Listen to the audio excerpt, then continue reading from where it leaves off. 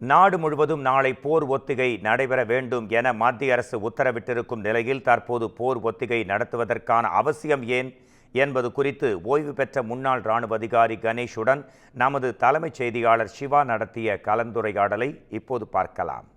குமுதம் நேயர்களுக்கு வணக்கம்.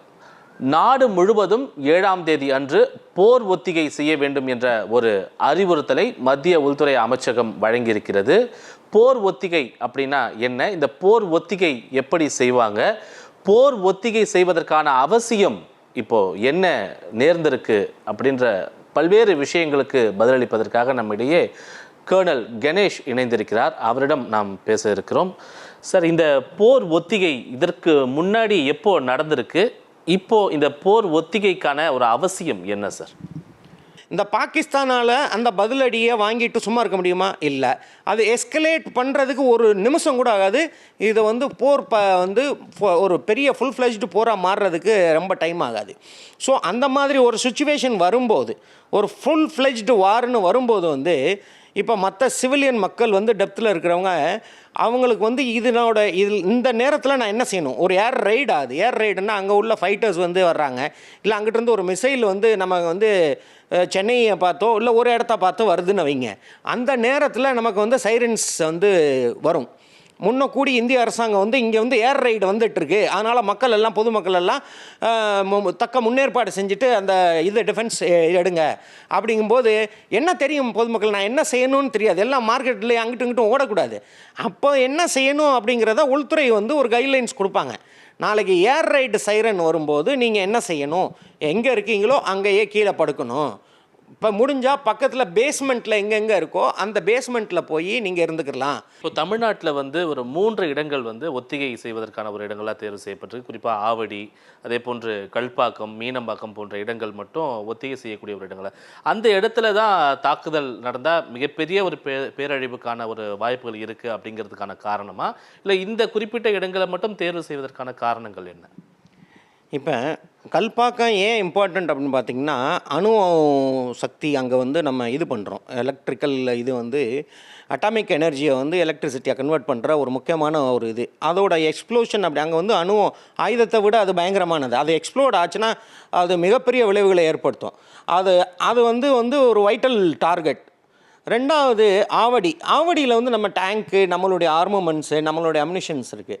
எப்பயுமே எதிரி நாடு நம்மளுடைய ஃபைட்டிங் கேப்பபிலிட்டிஸை எப்படி வீக்கன் பண்ணணும், அதை எப்படி, அதாவது இந்த இருந்தால் தானே அவன் மொத்தம் அடிக்க வருவான். அப்போ இதையே நம்ம அடித்து உடச்சிட்டோம்னா அது அந்த மாதிரி நம்ம அம்னிஷன் டம்ப்ஸு, நம்ம ஃபியூயல் டம்ப்ஸு, நம்ம இந்த ஏர்க்ராஃப்ட் ஹேங்கர்ஸு, டேங்க்ஸ் எங்கே கான்சன்ட்ரேட்டடாக இருக்கோ அது வைட்டல் டார்கெட்டாக இருக்கும். வீரியமாக கொடுப்பதற்கான ஒரு வாய்ப்புகள் இருக்குதுன்னு நினைக்கிறீங்களா? கண்டிப்பாக. இப்போ இது ஏற்கனவே ரொம்ப பேசிட்டாங்க எல்லா மீடியாலேயும். இது ஒரு சாதாரண தீவிரவாத செயலாக இருந்திருந்தால் இதுக்கு அவ்வளவு தீவிரமான ஒரு ரியாக்ஷன் ஒரு எமோஷனல் ஒரு தேசிய தலைமையிட்டிருந்து வந்திருக்காது. இதை ஒரு மதத்தோட சாயம் பூசி அந்த மதத்தை காரணம் மேற்கோள் காட்டி இதை நம்ம மேலே திணிக்கப்படுற ஒரு தீவிரவாதம். இது ஒரு படுகொலை. இந்த படுகொலைக்கு நான் இதில் என்னென்னா ஆடாசிட்டின்னு ஒன்று சொல்லுவாங்க. என்ன நீ பண்ணக்கூடாது அப்படின்னு சொல்கிறதுக்கு அவன் கிடையாது. அதனால் இந்த மதத்தை சார்ந்த அந்த பிரதம மந்திரிக்கு எவ்வளவு ஒரு கொதிப்பு வந்திருக்கும். அவர் என்ன சொல்கிறார், நான் பதிலடி கொடுப்பேன் அப்படிங்கிறதுல உறுதியாக இருக்கார். இதில் 150 கோடி மக்களும் அவங்களுடைய எண்ணங்களும் இதைத்தான் பிரதிபலிக்க இந்த இவருடைய இதை தான் பிரதிபலிக்குது, நம்ம பதிலடி கொடுக்கணுங்கிறது. ஆனால் நம்ம பதிலடி அந்த தீவிரவாதத்துக்கு அகெயின்ஸ்டாக மட்டும்தான் இருக்கே தவிர, அந்த தீவிரவாதிகளுக்கு உதவி பண்ணுற அந்த இராணுவத்துக்கு அகெயின்ஸ்டாக மட்டும்தான் இருக்கே தவிர, பாகிஸ்தான் என்கிற தேசியத்துக்கு அகெயின்ஸ்டாவோ பாகிஸ்தான் மக்கள் அந்த மதத்துக்கு அகெயின்ஸ்டாவோ கிடையாது. இப்போது பாகிஸ்தானுடைய இராணுவ பலத்தை காட்டிலும் இந்திய இராணுவ பலம் பல மடங்கு அதிகம் அப்படிங்கிறது பொதுவாகவே எல்லாருக்கும் தெரியும். நீங்கள் உங்களுடைய பார்வையில் இந்திய இராணுவ பலம் இவ்வளவு சக்தி வாய்ந்தது அப்படின்னு சொல்லிட்டு சொல்லக்கூடிய ஒரு விஷயம்னா என்ன? எல்லாருமே எக்யூப்மெண்ட் ப்ரொஃபைல் எல்லாருக்குமே தெரியும். நம்மகிட்ட 2 ஏர்க்ராஃப்ட் கேரியர் இருக்குது. நம்மகிட்ட தல்வார் கிளாஸ், ரெண்டாவது கூட இப்போ தல்வார் கிளாஸ் ஒன்று ஷிப் வந்துச்சு ஒரு யூஎஸ்லேருந்து. அவங்ககிட்ட ஏர்க்ராஃப்ட் கேரியருங்கிறதே கிடையாது. ஸோ தண்ணியை இப்போ நேவியை பொறுத்தளவுக்கு நம்ம பிக் டாடினா அவங்க இன்னும் பிறந்த கை குழந்த மாதிரி. அவங்ககிட்ட எந்த ஏர்க்ராஃப்ட் கேரியரும் கிடையாது, அவ்வளோ பெரிய நேவி கிடையாது. So navy is discounted. சில மணி நேரங்களில் அவங்களுடைய கராச்சி போட்டு நம்ம பிளாக்கெட் பண்ணிடலாம். இது எந்த மாற்று கருத்தும் கிடையாது. இப்போ நம்ம ஏர்ஃபோர்ஸ்க்கு வருவோம். ஏர்ஃபோர்ஸில் பார்த்தீங்கன்னா அவங்ககிட்ட என்ன F-16 அண்ட் FJ-17s தான் இருக்குது. அதை விட நம்மகிட்ட வந்து ரஃபேல்ஸ், சுகாய்ஸ் அண்ட் MiG-29s அப்படின்னு இருக்குது. நம்ம வந்து பார்த்திங்கன்னா நம்பர்ஸ்லேயும் கூட இருக்கும், டெக்னாலஜிலையும் வந்து அவங்கள விட மிக அதிகமான டெக்னாலஜி இல்லாட்டினாலும் அவங்கள விட இன்ஃபீரியர் டெக்னாலஜியே கிடையாது. இது வந்து நம்ம ஒவ்வொரு தடவையும் நம்ம ப்ரூவ் பண்ணிகிட்டு இருக்கோம்.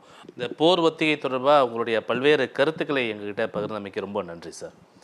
இந்த போர் ஒத்திகை என்பது மக்களுடைய பாதுகாப்புக்கானது தான் தவிர யாரையும் பயமுறுத்துவதற்கு இல்லை அப்படிங்கிறத கர்னல் கணேஷ் நம்மகிட்ட பகிர்ந்திருக்காரு.